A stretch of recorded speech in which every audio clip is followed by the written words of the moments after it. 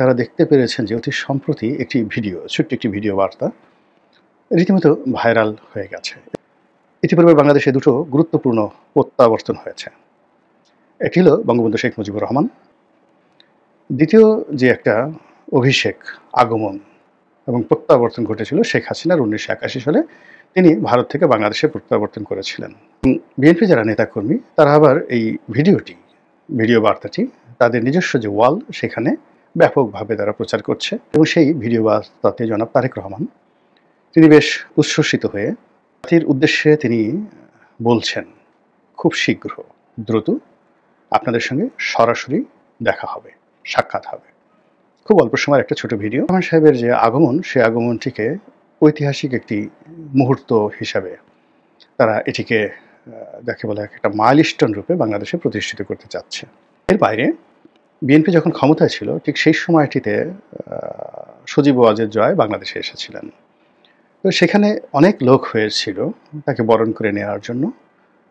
এটা আসলে বঙ্গবন্ধুর সঙ্গে বা শেখ হাসিনার প্রত্যাবর্তনের সঙ্গে সম্পৃক্ত নয়। তবে সজীব ওয়াজেদ জয়কে বরণ করে নেওয়ার জন্য আওয়ামী লীগের যে উচ্ছ্বাস ছিল, আবেগ ছিল, সেলিব্রেশন ছিল, উদযাপন ছিল, তারপরে এখানে ইনভেস্টমেন্ট ছিল, জাঁকজমক ছিল, ওটাও বাংলাদেশে কিন্তু ওর সঙ্গে অন্য কোনো প্রত্যাবর্তনের তুলনা করা যাবে না। লোক হয়তো বঙ্গবন্ধুর ক্ষেত্রে বেশি হয়েছিল, লোক হয়তো শেখ হাসিনার ক্ষেত্রে বেশি হয়েছিল, কিন্তু যেটাকে বলা হয় একটা সাজানো, গোছানো, পরিকল্পিত এবং একটা সমাবেশ ঘটানোর জন্য বিপুল ব্যয় এবং সজীব ওয়াজেদ জয় আসার ওই সময়টিতে জনাব তারেক রহমান সাহেব তাকে স্বাগত জানানোর জন্য তার আপনজনদের মধ্যে কয়েকজন নেতাকে পাঠিয়েছিলেন। তার মধ্যে জহিরুদ্দিন স্বপন ছিলেন, শুভেচ্ছা সহ একটি পত্র, ফুলের তোড়া ইত্যাদি সহকারে। কিন্তু জাতির দুর্ভাগ্য যে জনাব তারেক রহমান সাহেবের হাওয়া ভবনের পক্ষ থেকে যে শুভেচ্ছা দূত এবং শুভেচ্ছা বার্তা এবং শুভেচ্ছা যে ফুলের তোড়া, শুভেচ্ছার ফুলের তোড়া, এটি সুধা সদনে গিয়েছিল। তো সেটার যথাযথ সম্মান এবং মর্যাদা সুধা সদনের পক্ষ থেকে, জয় সাহেবের পক্ষ থেকে রাখা হয়নি। তারেক রহমান সাহেবের যারা প্রেরিত যারা লোকজন রয়েছে তাদের সঙ্গে দেখা করা হয়নি, ভালো লাগেনি। এনিওয়ে, তো এই যে এখন তারেক রহমান সাহেব যেটা যখন আসছেন এই সময়টিতে বিএনপি যারা নেতাকর্মী তারা এই তিনটি সমাবেশের কথা মাথায় রাখছেন: বঙ্গবন্ধুর স্বদেশ প্রত্যাবর্তন, শেখ হাসিনার স্বদেশ প্রত্যাবর্তন এবং যাকে সজীব ওয়াজেদ জয়ের বাংলাদেশ প্রত্যাবর্তন। এই তিনটির সমন্বয় ঘটিয়ে লোকে লোকারণ্য করা, তারপর এখানে উদযাপন করা, আনন্দ করা, ফুর্তি করা এবং পুরো সমাবেশ স্থলকে নিরাপদ করার জন্য বিএনপির মধ্যে নিঃসন্দেহে একটা মহাযজ্ঞ শুরু হয়ে গেছে। এর বাইরে তারেক রহমান সাহেব এসে কোথায় থাকবেন?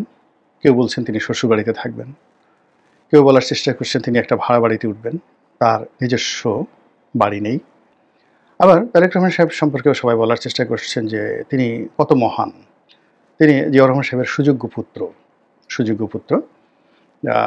এই ঢাকা শহরে যতই বদনাম বলা হোক না কেন, তিনি তো নিজের একটা বাড়িতে, নিজের একটা অ্যাপার্টমেন্টে তিনি থাকতে পারছেন না, তাকে শ্বশুর বাড়িতে থাকতে হচ্ছে অথবা ভাড়া বাড়িতে থাকতে হচ্ছে। তো সেই দিক থেকে আবার জামাতের যারা লোকজন রয়েছেন তারা টিপ্পনী কাটছেন যে এগুলো রীতিমতো একটা ফাজলামো। এই কারণে এরশাদ সাহেব যে দুটো বাড়ি দিয়েছিলেন একটা থাকার জন্য, সেটা ক্যান্টনমেন্টের মধ্যে শেখ হাসিনা ভেঙে ফেলেছে। আরেকটি যেটা রয়েছে গুলশানে, আরেকটি বাড়ি যেটা ভাড়া দেওয়া হচ্ছে, সেটাও গুলশানে একটা বড় বাড়ি, যেটার ভাড়া থেকে তিনি তার সংসার চালাবেন বলে এরশাদ সাহেব তাকে সেটা দান করেছিলেন। তো সেই বাড়িটা তো এখনও আছে। তো সেই বাড়িটায় তো তারেক রহমান সাহেব থাকতে পারেন। খোকন সাহেব মারা যাওয়ার পরে এখন তো সেই বাড়ির প্রধানতম উত্তরাধিকারী তিনি কেন ভাড়া বাড়িতে থাকবেন? তো এই জিনিসগুলো নিয়ে আলোচনা হচ্ছে। পক্ষের লোক যারা আছে তারা নানাভাবে তাকে বড় করার চেষ্টা করছে, আর বিপক্ষের যারা লোকজন আছে নানাভাবে তাকে ছোট করার চেষ্টা করছে। এর মধ্যে প্রশ্ন হলো তিনি কবে আসবেন? তিনি কি আসলেই আসবেন? তার আসাটা কি ঠিক হবে? তার নিরাপত্তার অবস্থা কি, দেশের অবস্থা কি, ইত্যাদি নানা বিষয় নিয়ে পক্ষে বিপক্ষে আলাপ আলোচনা হচ্ছে। আপনারা যদি আমার মতামত জিজ্ঞাসা করেন তাহলে আমার কাছে মনে হবে জনাব তারেক রহমানের জন্য সবচেয়ে মোক্ষম সময়টি ছিল 2024 সালের আগস্ট মাসের 5 তারিখ থেকে 8 তারিখ সময় পর্যন্ত। এই সময়টি তার জন্য জোয়ার ছিল, এই সময়টি তার জন্য মহেন্দ্র খান ছিল। এই সময়টিতে তিনি যা বলতেন তাই আইন হতো, যা সিদ্ধান্ত দিতেন ওটাই জাতীয় সিদ্ধান্ত হতো তিনি যা বলতেন ওটা আইনে রূপান্তরিত হতো।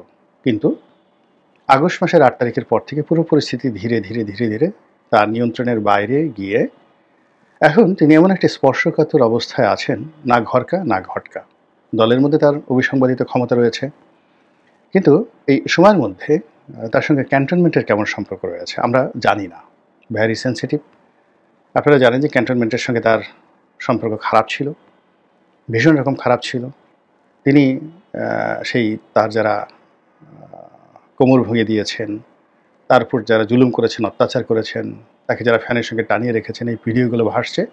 তিনি অবশ্য বলেছেন যে তিনি এগুলো ক্ষমা করে দিয়েছেন। তো তিনি ক্ষমা করে দিয়েছেন, কিন্তু যাদেরকে ক্ষমা করেছেন তারা সেই ক্ষমা গ্রহণ করেছে কিনা, সেই ক্ষমাকে বিশ্বাস করেছে কিনা, এটা তাকে নিশ্চিত হতে হবে শতভাগ। এর কারণ হলো যে এই বিষয়টি নিয়ে তার যে প্রতিপক্ষ রাজনৈতিক দল তারা টিটকারি করছে, টিপ্পনী করছে এবং নানা রকম বাতাস দিচ্ছে, ডালপালা নাড়াচ্ছে এবং চরমোনাই পীর সাহেবের যে বক্তব্য, সেই বক্তব্য এখনও কিন্তু নিদারুণভাবে রাজনৈতিক অঙ্গনে আলোচনা হচ্ছে।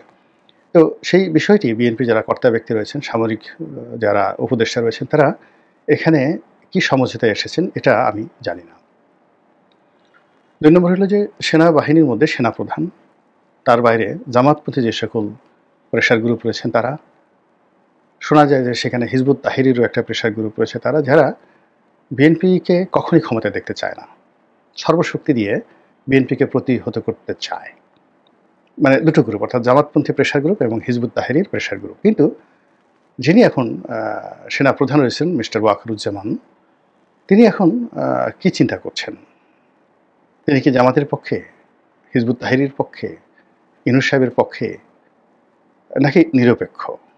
এই বিষয়গুলো বিএনপিকে শতভাগ নিশ্চিত হতে হবে, শতভাগ নিশ্চিত হতে হবে। এরপরে যেটা আছে সেটা হলো তারেক রহমান সাহেব এই মুহূর্তে আসবেন, চলাফেরা করবেন এবং তার সেই চলাফেরার জন্যে রাষ্ট্রের পক্ষ থেকে তাকে যে সিকিউরিটি দেওয়া হবে সেটা কোন পর্যায়ের? সেটা কি আনসার দিয়ে দেওয়া হবে, বিজিবি দিয়ে দেওয়া হবে, বা পুলিশের যে নতুন ইউনিট করা হয়েছে সেই ইউনিট দেবে, নাকি তাকে এসএসএফ যেটি একজন প্রধানমন্ত্রী পেয়ে থাকেন, ডক্টর মোহাম্মদ ইউনূস পেয়ে থাকেন, এবং সর্বোচ্চ এসএসএফের যে প্রোটোকল সেটি তিনি পাবেন? তার নিরাপত্তার বিষয়ে যদি শতভাগ এই গ্যারান্টি, রাষ্ট্রীয় গ্যারান্টি না পাওয়া যায়, তাহলে তার ব্যক্তিগত নিরাপত্তা রক্ষার জন্য নিজস্ব বিনিয়োগ, নিজস্ব চেষ্টা এবং তদবির, এটা বর্তমান প্রেক্ষাপটে খুবই ঝুঁকিপূর্ণ। আমাদের সামনে খুবই একটা জঘন্য উদাহরণ আছে, সেটা হলো বেনজির ভুট্টোর উদাহরণ। তিনি যেভাবে, ঠিক এই তারেক রহমান সাহেব যেভাবে নির্বাচনের আগে আগে আসছেন, ওভাবে তিনি দুবাই থেকে পাকিস্তানে এসেছিলেন, এবং তার যে বিয়োগাত্মক ঘটনা ঘটেছে পাকিস্তানের রাজনীতিতে, ওটা পাকিস্তান অ্যাবজর্ব করতে পেরেছে। পাকিস্তান পিপলস পার্টি পেরেছে, আসিফ আলী জারদারি পেরেছে, বেলওয়াল ভুট্টো পেরেছেন, এবং পাকিস্তানের অন্যান্য রাজনৈতিক শক্তি, আমরা যতই এখান থেকে তাদেরকে বলি না কেন, আমরা এখনও পাকিস্তান জুডিশিয়ারি, মিলিটারি, তাদের যে সিভিল সোসাইটি, তাদের এমনকি মিডিয়া, এখনও পাকিস্তানের মিডিয়া যে পাওয়ারফুল, তার মানে 100%ও আমরা অর্জন করতে পারিনি এখনও পাকিস্তানের সরকারি দপ্তর, প্রধানমন্ত্রীর কার্যালয়, রাষ্ট্রপতির কার্যালয়, সেনাপ্রধানের বাসভবন, সেখানে যে জৌলুস এবং জাঁকজমক, তার 100%ও আমরা তার ধারের কাছে যেতে পারিনি। সেখানকার চিফ জাস্টিস, তার যে ক্ষমতা, প্রাদেশিক ক্ষমতা, ফলে ওখানে রাষ্ট্র, মিলিটারি, সিভিল অ্যাডমিনিস্ট্রেশন, রাজনীতিবিদ, সিভিল সোসাইটি, তারপর আমলা, এরপরে কমিউনিটি লিডার, যারা বিভিন্ন প্রদেশের যে সকল ধর্মীয় গোষ্ঠী রয়েছেন, সম্প্রদায় রয়েছেন, তাদের নেতা, এরা এতটা শক্তিশালী যে ধরুন একটা এলাকাতে, মানে ধরুন পাঠান বংশের একজন মুরব্বী, তো পাঠান বংশের একজন মুরব্বী, তিনি এতটা শক্তিশালী যে ওখানকার যে জিওসি মেজর জেনারেল রয়েছেন, তিনি কখনো তার সঙ্গে কন্ট্রাডিক্ট অ্যান্ড কনফ্লিকশনে যান না, কখনো যান না। ঐতিহাসিকভাবে রক্তগঙ্গা বয়ে যাবে। ফলে কি হলো, যখন প্রয়োজন হয়, তিনি যখন জিওসির সঙ্গে দেখা করতে যান, জিওসি তাকে সম্মান জানানোর জন্য, সেই কমিউনিটি লিডারকে, বংশীয় নেতাকে জানানোর জন্য, সেটা বেলুচিস্তান হোক, সিন্ধু হতে হোক, কিংবা অন্য জায়গাতে হোক, তো উনি রাস্তায় নেমে, গেটের বাইরে নেমে তাকে অভ্যর্থনা জানান। আবার জিওসির যখন দরকার হয়, তখন তিনি গিয়ে সেই নেতার সঙ্গে দেখা করার জন্য তিনি যথেষ্ট তোয়াজ, তদবির, তমিজ এবং উপহার সহ নেতার সঙ্গে দেখা করেন। এইভাবে আসলে ওখানে একটা চমৎকার ব্যালেন্স হয়। ফলে ওই সমাজে অনেক কিছুই তারা অ্যাবজর্ব করতে পারে। কিন্তু আমাদের সমাজে আসলে এই মুহূর্তে বড় কোনো ক্ষয়ক্ষতি। একে তো শেখ হাসিনা নেই, আওয়ামী লীগ নেই, হাহাকার করছে চারিদিকে। জামাতের আমির অসুস্থ, তার যাকে বলা হয় বুকের থেকে মানে ৫ টি সেই যাকে বলা হয় কি বলবো এটা? মানে হার্টের যে ব্লক, এই ব্লকগুলো অপসারণ করা হয়েছে। তিনি এখনো হসপিটালে রয়েছেন এবং সেখানে যদি তারেক রহমান সাহেব আসেন এবং তার নিরাপত্তাজনিত বা অন্য যেকোনো দুর্ঘটনা, সেই দুর্ঘটনা এই জাতি যাকে বলা হয় অ্যাবজর্ব করতে পারবে না। তছনছ হয়ে যাবে। তো কাজেই তিনি আসছেন, তিনি আসতে চান, কিভাবে আনা হবে এই বিষয়গুলো নিয়ে আমি শুধুমাত্র আমার যে অভিজ্ঞতার কথা আছে সেটা বললাম। এখন রাষ্ট্র, কর্তা ব্যক্তি, বিএনপির যারা সংশ্লিষ্ট লোকজন রয়েছেন তারা তাদের সামর্থ্য অনুযায়ী ব্যবস্থা নিবেন, সিদ্ধান্ত নিবেন।